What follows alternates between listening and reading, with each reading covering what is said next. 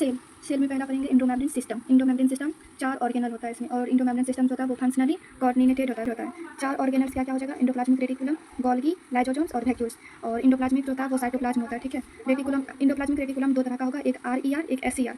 RER का मतलब हो जाएगा रफ इंडोप्लाज्मिक रेटिकुलम, और इसका हो जाएगा स्मूथ इंडोप्लाज्मिक रेटिकुलम।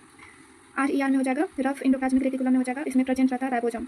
और ये जो होता है RER जो रहता है ये प्रोटीन सिंथेसिस करता है और सिक्रेशन करता है। SER जो होता है स्मूथ ER जो होता है वो राइबोसोम इसमें प्रेजेंट नहीं होता है, ठीक है। और ये जो होता है लिपिड सिंथेसिस करता है, डिटॉक्सिफिकेशन, लीवर में डिटॉक्सिफिकेशन करता है, मसल्स में जो है ना स्टोर करता है कैल्शियम, जिसको हम कहेंगे सार्कोप्लाज्मिक रेटिकुलम स्टोर करता है। पहला ER पढ़ लिए, अब दूसरा हो जाएगा गोल्जी, ठीक है। गोल्जी में क्या हो जाएगा, को किसने ठीक किया था, कैमेलियो गोल्गी ने किया था डिस्कवर, ठीक है।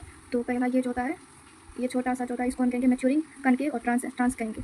और ये नीचे वाला जो पार्ट होगा इसको हम फॉर्मिंग फेस कहेंगे, सीस या फिर कन्वेक्स कहेंगे। गोल्जी जो होता है वो पैकेजिंग, इसका जो गोल्जी का फंक्शन होता है वो पैकेजिंग करने में होता है और ट्रांसपोर्टेशन करने में होता है। और ये जो होता है ग्लाइकोसाइलेशन में हेल्प करता है, जैसे एडिशन कार्बोहाइड्रेट बनता है, तो एडिशन कार्बोहाइड्रेट जैसे ग्लाइकोप्रोटीन और ग्लाइकोलिपिड्स के एडिशन से बनता है। लाइसोसोम्स जो होता है वो एसिडिक होता है, हाइड्रोलाइटिक एंजाइम्स रहता है, जिसको हम प्रोटीजेज हो गया कहेंगे हाइड्रोलाइटिक एंजाइम्स, और सुसाइडल बैग्स इसमें होगा, ठीक है। वैक्यूल होता है प्लांट्स में 95% ऑक्यूपाई करता है। और सेल जो होता है एक्सक्रीटरी वेस्ट, आयंस और वेस्ट। सिंगल मेम्ब्रेन हो जाएगा क्लोरोप्लास्ट, गैस वैक्यूल हो जाएगा पाइनसी, फूड वैक्यूल हो जाएगा एमोबा, कॉन्ट्रैक्टाइल वैक्यूल हो जाएगा ऑस्मो रेगुलेशन कौन करता है तो एमोबा करता है। प्लाज्मा मेम्ब्रेन क्या हो जाएगा, मुझे एक मॉडल होता है, ठीक है। ये डिस्कवर किया था सिंगर और निकोलसन ने किया था 1972 में। और RBC जो होता है वो मेम्ब्रेन रहता है, ठीक है। 52% प्रोटीन होता है और 40% लिपिड होता है प्रेजेंट RBC में।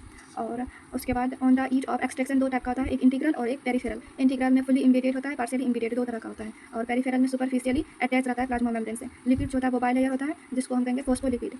और कार्बोहाइड्रेट प्लस कोलेस्ट्रॉल को हम फ्लूइडिटी कहेंगे। मूवमेंट ऑफ वाटर ऑस्मोसिस कहेंगे, ATP इसमें प्रेजेंट नहीं होगा।